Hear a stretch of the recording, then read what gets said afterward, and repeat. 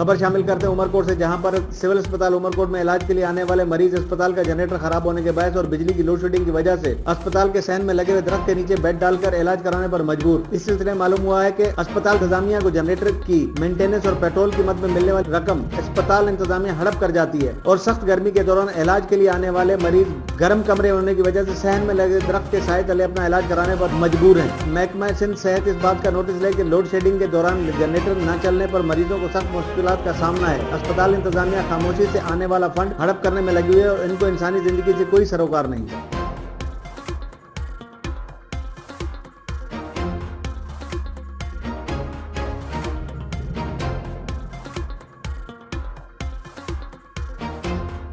मजीद खबरों और अपडेट्स के लिए देखते रहिए हमारा YouTube चैनल HRJDO न्यूज।